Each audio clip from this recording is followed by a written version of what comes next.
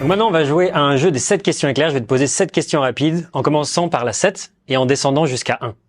Il y a une hiérarchie, un truc Ouais, en fait, elles sont un peu plus corsées à chaque fois. Et l'objectif, c'est de répondre à chaque question en moins d'1 minute. Donc tu peux quand même... Je suis pas très bon pour ça. Des fois, ça faut du temps. Tu peux quand même détailler, je veux dire, t'as le droit de dire plusieurs phrases, mais le but, c'est... voilà, t'as un petit timing. Quel achat de moins de 100 € a impacté ta vie positivement dans les 6 derniers mois? J'achète tellement peu de trucs, mec. Je sais pas. Je suis très minimaliste, tu sais. Sur Lazada? T'as pas un petit truc que t'aurais acheté? Un truc qui a impacté ma vie, c'est Positivement. positivement. C'est peut-être pas ce à quoi tu t'attends, mais c'est des protections pour empêcher que mon chat défonce le canapé. Ça va me faire économiser de l'argent, ce truc-là. C'est un truc en plastique que tu colles, là, et... C'est pour qu'il se fasse les parce griffes? que ce con, il arrête pas, quoi. Il veut défoncer mon canapé. Son objectif dans la vie, c'est ça. Il a une haine viscérale pour mon canapé. Il veut le défoncer. Et donc, voilà, je protège le canapé pour pas parce que c'est pas le mien. Ok, question numéro 6. Qu'est-ce que tu penses qui est vrai, mais tu ne peux pas le prouver? Par exemple, une croyance ou... Que Dieu existe. C'est peut-être un peu général. Non, il n'y a pas de bonne ou de mauvaise réponse. Ok, bah voilà ma Ok. réponse alors. Okay. Tu veux détailler ou... Bah, notre cerveau, c'est une masse biologique de à peu près 1 à 1,5 kg, et notre intelligence est limitée à cet objet, tu vois. Et donc, l'intelligence infinie de l'univers ne pourra jamais être accessible à nous, simples humains, parce qu'on est limité par la matière. Et je trouve ça très beau, parce qu'on ne saura jamais la réponse. Voilà. Ok, moi je trouve, enfin c'est un sujet, j'aurais envie d'en parler avec toi. Ok, parce que je m'intéresse à ça depuis récemment. Ouais. C'est un sujet que j'ai toujours été un peu, enfin pas très à l'aise pour en parler, et là je m'y intéresse parce que je pense qu'il y a une part de nous, même si on est très cartésien, carré, etc. dans la vie, il faut avoir une part aussi de créativité.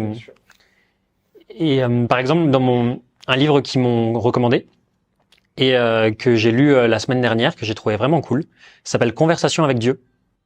Ça me dit quelque chose. Ouais. C'est de qui? Je me rappelle plus du nom. Ok. Okay. Je regarderai. Et en fait, c'est un mec qui a une conversation avec Dieu, et en fait, c'est vraiment vraiment cool. Et en fait, c'est pour débuter en tout cas là-dedans. Donc, t'as 3 tomes si tu veux. Moi, j'en ai lu qu'un pour le moment.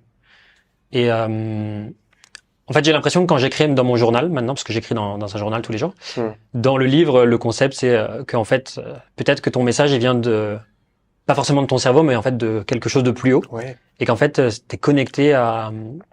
En fait, t'es juste presque un messager, en fait. On parlait de créativité tout à l'heure. Ce moment que tu me décrivais où tu as eu, je sais pas combien d'idées de vidéos qui ont super bien marché. Il y avait une énergie qui circulait en toi à ce moment-là. Cette énergie, tu peux pas la théoriser. Il n'y a pas d'équation scientifique, mathématique qui peut expliquer ça. C'est quelque chose de mystérieux et je trouve ça beau. Mais il n'y a pas besoin de chercher à l'expliquer, juste le vivre, l'expérimenter. Il y a des choses qu'on peut pas expliquer. De toute façon, la science est très limitée par rapport à l'infinité de l'univers. Si ça se trouve, l'univers, tu sais, c'est juste un petit grain de sable. L'univers visible, si ça se trouve, n'est qu'un petit grain de sable, comme dans le désert du Sahara. C'est rien du tout, si ça se trouve. Il y en a plein d'autres univers, tu sais pas. Mais une fois de plus, notre cerveau est limité par la matière. On peut pas conceptualiser certaines choses qui nous dépassent. Quand tu penses au mot successful, donc quelqu'un qui a du succès, qui est la première personne à qui tu penses? Probablement Naval, parce que c'est une personne qui à la fois qui a réussi financièrement et qui est très heureuse. C'est rare cette combinaison.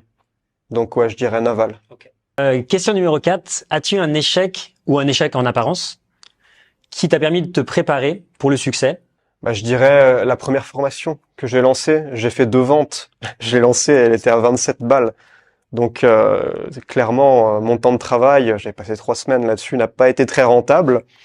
Mais cet échec, entre guillemets, ça te permet, tu sais, quand tu le fais une fois, le faire une deuxième fois, c'est beaucoup plus facile.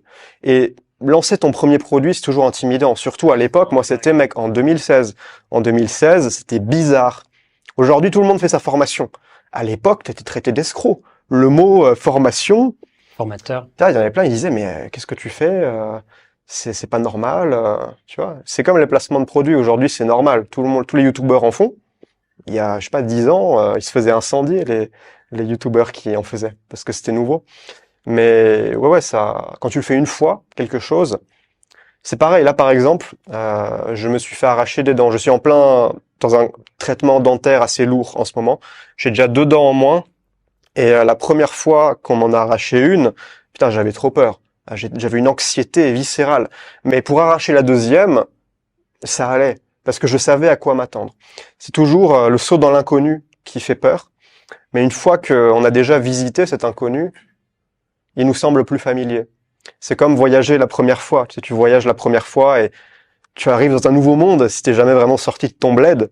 Et là, t'arrives, je sais pas, en Asie, dans une grosse capitale, tout est bruyant, tu vois, ça bouge de partout, t'as des odeurs, tu comprends rien, ça n'a rien à voir avec ton environnement que tu as connu pendant les 20 ou 30 premières années de ta vie.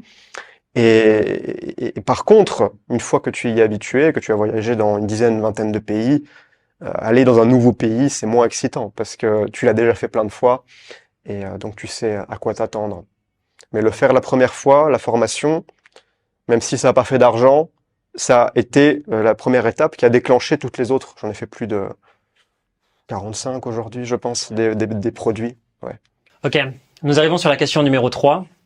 Quelle obsession est-ce que tu explores le soir ou le week-end? Avant, j'avais pas de week-end parce que j'étais Un hustler.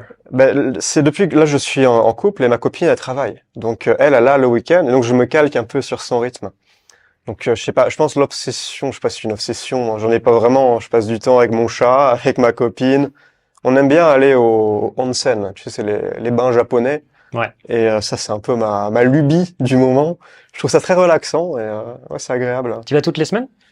Ouais, il y a eu une période, j'allais même tous les jours, mec. Ah ouais. Je travaillais là-bas. Genre, j'avais fait mon bureau. Non mais t'as emmené ton iPad. Et parce qu'en fait, tu as les bassins avec de l'eau chaude, de l'eau froide. J'aime bien aussi l'eau froide, tu sais. Parce que tu peux faire un peu ton Wim Hof. Bon, c'est pas à 0 degré, c'est pas glacé, mais c'est quand même entre 10 et 15 degrés, c'est bien froid. T'as le sauna et tout, et t'as aussi des salles avec des murs. Par exemple, tu as une salle, les murs c'est du charbon. T'as une salle, les murs c'est du sel d'Himalaya. T'as une salle, les murs c'est du cyprès japonais. T'en as une, c'est de l'argile rouge. Et ça crée une énergie d'être là-dedans. Et je sais pas, tu te mets ton tapis, ton petit tatami par terre. Et je me pose avec le iPad et j'écris mon truc, mon contenu. J'aime bien, c'est mon bureau des fois, voilà.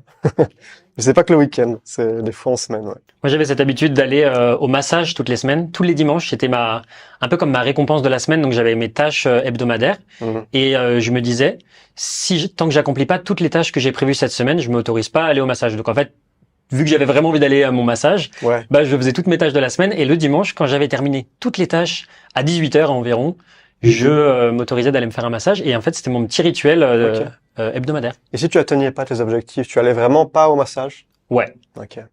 Parce qu'il y en a plein, tu sais, des fois c'est dur de se discipliner de soi-même pour ça. T'en as plein, ils vont quand même aller prendre leur récompense et là ça flingue tout. Non, Ça marche non. plus après. Non, le but, c'est que justement, t'associes le trigger, enfin que les actions soient liées au résultat. Sinon, bah, comme tu dis, ça flingue tout. Après, t'as plus de raison de vraiment te motiver à travailler. Alors que là, si tu suis ton process, tu sais que, enfin, tu fais une action. Si tu l'as réussi, t'as le droit à la récompense. Si tu l'as réussi pas, t'as pas le droit à la récompense, quoi. Ouais. Sur quoi est-ce que tu as changé d'avis dans les dernières années et pourquoi? J'ai changé d'avis, ouais, gros changement d'avis sur la popularité. Pendant toutes les premières années de ma carrière sur Internet, je voulais maximiser l'audience. Et puis un jour, j'ai fait tellement d'audience, j'ai tellement poncé le game, je suis arrivé à tellement de vues que je me suis rendu compte que c'est pas si intéressant. Donc là, j'ai complètement changé d'avis. Je veux plus faire des vues, tout ça. C'est plus mon truc. Mais je suis arrivé à un stade où je peux me permettre de faire du contenu, tu sais, des vidéos avec des miniatures moches, des titres un peu à l'arrache. J'en ai rien à foutre. Je peux me le permettre, on va dire. Mais c'est cool. Je suis content. Donc ouais, j'ai changé d'avis là-dessus. Okay. Première et dernière question, du coup. Allons-y. Si tu pouvais changer le fond d'écran de tous les ordinateurs au monde pour passer le message que tu veux, qu'est-ce que tu mettrais? Tu peux mettre une image, tu peux mettre un texte, tu peux botter le cul des gens, tu peux leur dire ce que tu veux, tu choisis le message que tu veux mettre en fond d'écran sur tous les ordinateurs de la planète. Je veux dire un truc totalement cliché, mais souvent les choses clichés sont les choses les plus vraies. Passe à l'action. Parce que trop de gens oublient que Il y a que ça qui compte. Les idées ne valent rien. Il y a que l'exécution qui compte. Voilà. Donc si tu as plein d'idées, je disais ça hier à un pote, je lui disais, quand tu as une bonne idée, dis-toi qu'il y a probablement 15 autres Gugus qui en même temps que toi ont exactement la même idée. C'est juste qu'ils sont pas encore passés à l'action. Et le vrai propriétaire de cette idée, c'est celui qui l'implémentera en premier. Ou alors celui qui, pas forcément premier, mais qui l'implémentera mieux que les autres, celui qui aura une exécution de meilleure qualité, c'est lui qui gagne. C'est pas le premier qui a trouvé l'idée, tu comprends? Et bah de toute façon, quand tu as des rêves dans la vie, quand tu as des objectifs, ça se fera pas tout seul. Ça tombera pas du ciel un beau matin. C'est à toi d'aller chercher ce que tu veux. C'est la responsabilité. Être responsable de sa vie, c'est le socle de tout succès. Tu peux rien construire si tu blâmes le monde extérieur, si tu blâmes le gouvernement pour tes problèmes, les autres, l'environnement, peu importe. Tu dois te dire, ok, c'est ma responsabilité de agir pour ma propre vie. Et quand tu comprends ça, bah, tu fais le boulot et t'arrêtes de te plaindre. Beaucoup trop de gens, je pense, sont enfermés dans une mentalité de victime. Tu sais, ils se disent, c'est pas juste ce qui m'arrive. Et c'est peut-être le cas, tu vois, j'en sais rien. Probablement, le monde est injuste. Mais le monde en a rien à foutre, tu vois. Je veux dire, si tu veux changer, il y a que toi qui peux le faire. Merci, si vous avez kiffé ce petit extrait avec Emilio, vous allez adorer l'interview complète qui se trouve juste là. Donc allez-y, cliquez, allez-y.